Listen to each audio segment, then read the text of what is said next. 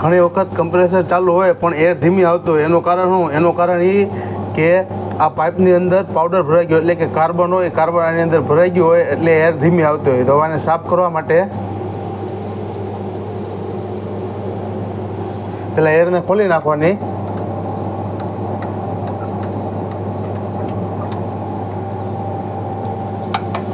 Air ખોલીને આ pipe જે છે એ પાઇપ આમાંથી કાઢી નાખવાની.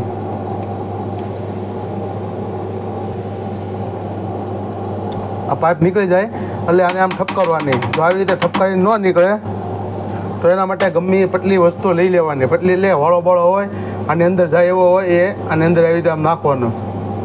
આની અંદર કાર્બન કે એવું કાંઈ હોય તો આની અંદરથી નીકળી જાય.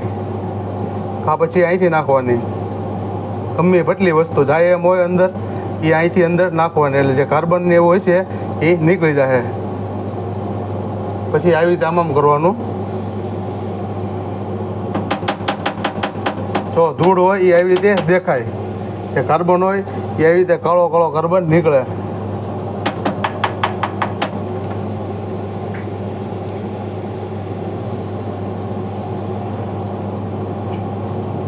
એવું લાગે તો અહીંથી જે જાડી વસ્તુ આવી હોય તોય હાલે, પટલી હોય તો હાલે. આ જગ્યાએથી પટલી વસ્તુ નાખવાની એટલે આ એર છે એનું ઓલું જે હોલ હોય એ મોટું ન થઈ જાય, જેવું હોય એવડું જ રહે.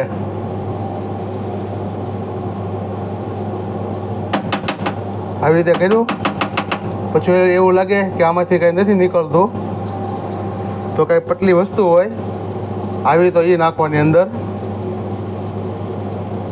આ રીતે આ હોય છે કે ટાસણી છે એ ગમે નાખવાની. જોવાનું હોય એટલું નીકળી જાય. પછી ન નીકળે તો પછી બીજી વખત નાખવાનું ટોલિયમ અને કાં તો પછી એસિટોન. આની અંદર થોડુંક નાખી દેવાનું. ટોલિયમ કે એસિટોન નાખી દો એટલે તરત એ જે કાળો કાળો કદડો હોય એ બધો બહાર નીકળી જાય.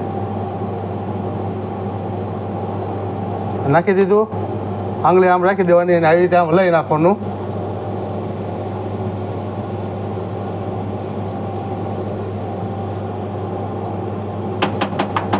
આવી રીતે સાફ કરી નાખવાની 1-2 ફેર, એટલે જે આની અંદર કાર્બન કે ધૂળ કે અંદર જે ભરાઈ ગયું હોય એ સાફ થઈ જાય.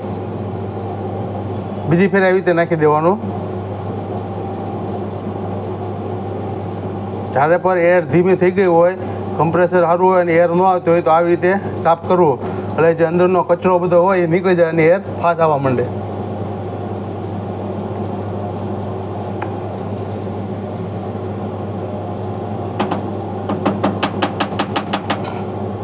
હવે આની અંદર કચરું હોય નહીં. આ ઓકે સાફ થઈ ગઈ.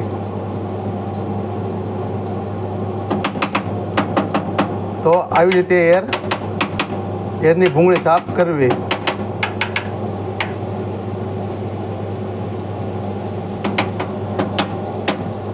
કેવો લાગ્યો કોમેન્ટમાં વિડીયો જરૂરથી કહેજો અને વિડીયોને લાઈક કરજો.